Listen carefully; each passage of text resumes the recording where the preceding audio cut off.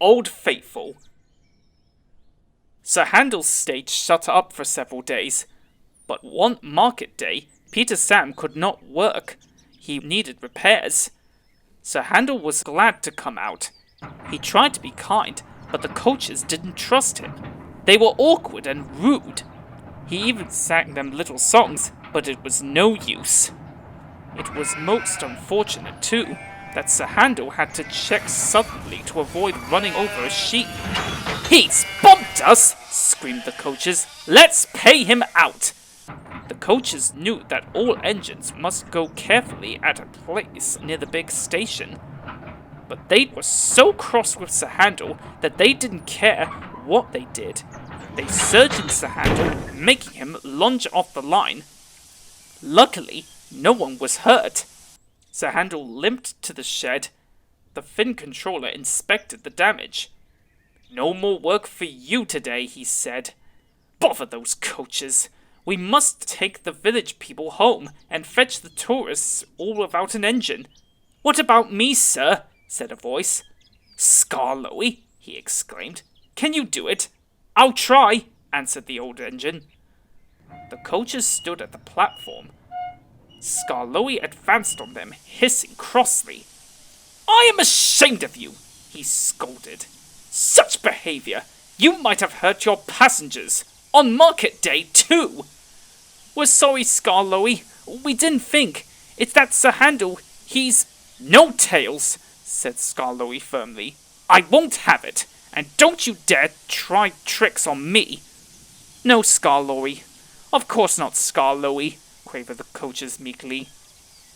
Skarloey might be old and have dirty paint, but he was certainly an engine who would stand no nonsense. His friends crowded round, and the guard had to shoo them away before they could start. Skarloey felt happy. He remembered all the gates and stiles where he had to stop, and whistled to his friends. The sun shone, the rails were dry. "This is lovely," he thought. But presently they began to climb, and he felt short of steam. "Bother my tubes," he panted. "Take your time, old boy," soothed the driver. I'll manage," he wheezed, and pausing for breath at the station, he gallantly struggled along. After a rest at the top station, Skarloey was ready to start. It'll be better downhill, he thought. The coaches ran nicely, but he soon began to feel tired again. His springs were weak, and the rail joints jarred his wheels.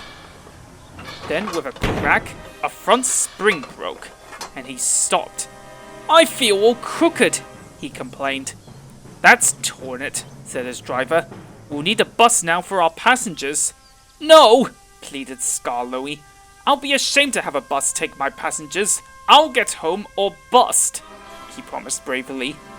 The Fin controller looked at his watch and paced the platform. James and his train waited impatiently too. They heard a hoarse peep-peep, then groaning, clanging, and clanking.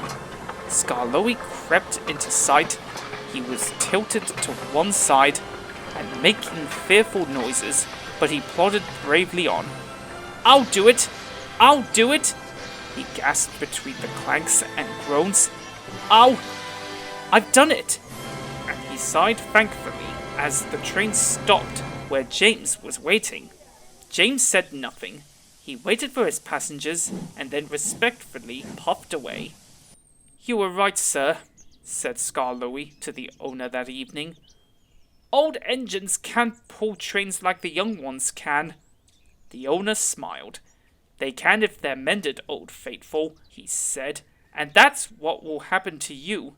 You deserve it." "Oh, sir," said Skarloey happily. Sir Handel was longing for Skarloey to come back. He thinks Skarloey is the best engine in the world. He does his fair share of the work now, and the coaches never play tricks on him because he always manages them in Skarloey's way.